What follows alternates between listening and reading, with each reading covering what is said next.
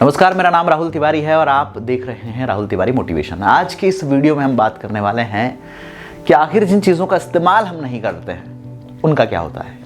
The principle of use, इस्तेमाल करने का सिद्धांत, कि जिन चीज़ों को इस्तेमाल नहीं किया गया आखिर उनका क्या हुआ। तो वीडियो में आखिर तक बने रहिएगा और जानने की कोशिश करेंगे कि हम किन चीज़ों का इस्तेमाल कैसे करें ताकि जिंदगी भर हम उनसे मैक्सिमम आउटपुट ले सकें।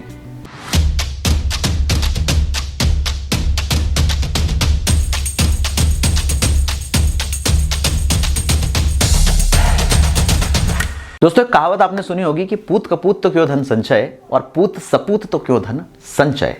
इससे जुड़ी एक कहानी आपको सुनाता हूं। एक बार एक सेठ जी होते हैं, काफी धनवान होते हैं और उनके 3 बच्चों को वे थोड़ी थोड़ी राशि देकर तीर्थ यात्रा पर जाने की तैयारी करते हैं। अपने तीनों बच्चों को सेठ जी अपने पास बुलाते हैं और कहते हैं कि देखो बेटा, मैं तीर्थ यात्रा के लिए जा रहा हूँ, तुम एक काम करो, मैं तुम्हें कुछ धन दे के जाता हूँ, तुम अपने हिसाब से इस धन का इस्तेमाल कर सकते हो। मैं जब वापस आऊँगा तो तुमसे पूछ लूँगा कि आखिर तुमने इनका क्या किया। सेठ जी एक बच्चे को 10 सोने के सिक्के देते हैं, दूसरे बच्चे को 5 सोने के सिक्के देते हैं और तीसरे बच्चे को केवल 1 सोने का सिक्का देते हैं। सेठ जी कहते हैं कि तुमको मैंने अलग अलग अनुपात में पैसा दिया है, लेकिन तुम अपने हिसाब से इसका जो करना चाहो कर सकते हो। मैं तीर्थ यात्रा के लिए जा रहा हूँ। सेठ जी के जाने के बाद तीनों बच्चे सोचते हैं कि आखिर इन सिक्कों का करना क्या है। सेठ जी का पहला बच्चा जो है, जिसके पास 10 सिक्के होते हैं, वो उन सिक्कों को व्यापार में लगा देता है, उन सिक्कों से व्यापार की शुरुआत करता है और अपने हिसाब से उन चीज़ों को आगे बढ़ाने की कोशिश करता है। दूसरा जो बेटा, जिसके पास 5 सिक्के थे, वो उन सिक्कों को किसी दूसरे तरह के व्यापार में लगाता है, किसी दूसरे तरह से कोशिश करता है कि इन सिक्कों से कुछ लाभ अर्जित किया जा सके। वो अपनी गतिविधि में लग जाता है। लेकिन तीसरा जो बच्चा होता है वो सोचता है कि यार ये सिक्का मेरे लिए बड़ा अमूल्य है, पिताजी ने मुझे एक ही सिक्का दिया है, इसका मतलब कि मैं उनका खास हूँ और ये सिक्का भी स्पेशल होगा तभी तो उन्होंने मुझे दिया है। तो वो क्या करता है, उस सिक्के को जाकर एक अच्छी बढ़िया सी थैली में बंद करके ज़मीन में गाड़ देता है कि जब पिताजी आएंगे मैं उनको ये सिक्का दिखाऊंगा, बड़े खुश होंगे, बड़ा अच्छा लगेगा उनको। ठीक है साहब, तीनों ने अपने अपने हिसाब से उन सिक्कों का इस्तेमाल कर लिया। कुछ दिनों के बाद सेठ जी वापस लौटते हैं। जब सेठ जी वापस लौटते हैं तो अपने तीनों बच्चों को बुलाते हैं और पूछते हैं कि भाई बताओ, आखिर उन सिक्कों का तुमने किया क्या। तो पहला बच्चा बोलता है कि पिताजी आपने जो 10 सिक्के मुझे दिए थे, मैंने उनसे एक नया व्यापार शुरू किया और आज मैंने उन 10 सिक्कों से 20 सिक्के बना दिए हैं। सेठ जी बड़े खुश होते हैं, बोले क्या बात है, वाह बहुत अच्छा काम किया तुमने। ठीक है, दूसरे बच्चे से पूछते हैं तुमने क्या किया।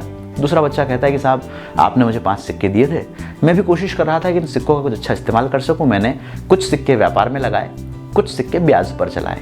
व्यापार में मुझे कभी लाभ कभी हानि होती रही, कुछ सिक्के ब्याज पर रहे, उससे भी धीरे धीरे धन आता रहा। ऐसा करके मैंने उन 5 सिक्कों से 8 सिक्के बना दिए। सेठ जी फिर खुश होते हैं कि वाह ये भी बढ़िया किया तुमने, कम से कम कुछ नवाचार करने की कोशिश की। फिर वो तीसरे बच्चे को बुलाते हैं कि तुमने आखिरकार क्या किया। तीसरा बच्चा बड़े गर्व के साथ सामने खड़ा होता है और बोलता है कि पिताजी आपने जो सिक्का दिया था, मुझे मालूम है कि वो सिक्का बड़ा खास है, इसलिए आपने मुझे दिया होगा। मैं भी उसको लेके आता हूँ। फटाफट जाता है, ज़मीन खोदता है, सिक्का निकाल कर सेठ जी के पास लेकर आ जाता है।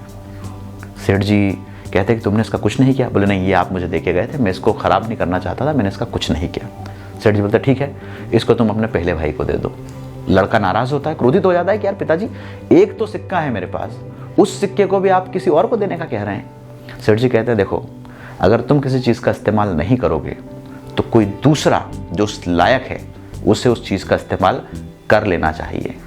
कहने का तात्पर्य है दोस्तों कि अगर हमें किसी चीज़ का इस्तेमाल करना नहीं आता तो वो चीज़ हमारे पास से अपने आप उस आदमी के पास चली जाएगी जो इस्तेमाल करने योग्य है।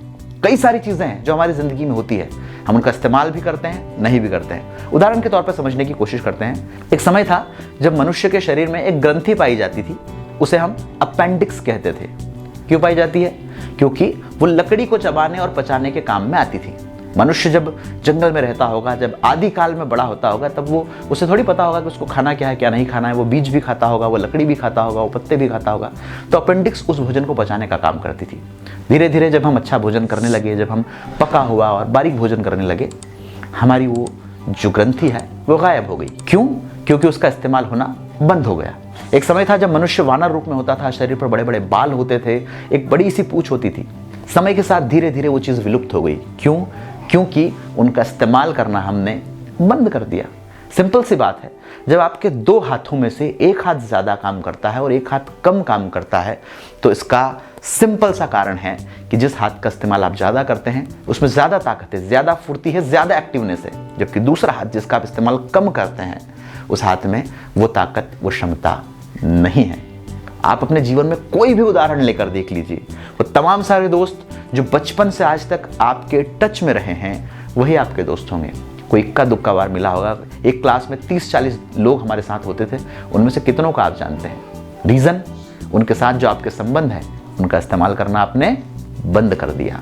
कुल मिलाकर कहने का तात्पर्य यही है कि अगर आपके पास पूंजी है, अगर आपके पास धन है, अगर आपके पास ज्ञान है, अगर आपके पास कोई स्किल है, तो अपने जीवन में उसे निखारते जाइए, अपने जीवन में उसका इस्तेमाल करते जाइए, अपने जीवन में कहाँ किस ढंग से उसका निवेश किया जा सकता है इसकी कोशिश करते रहिए।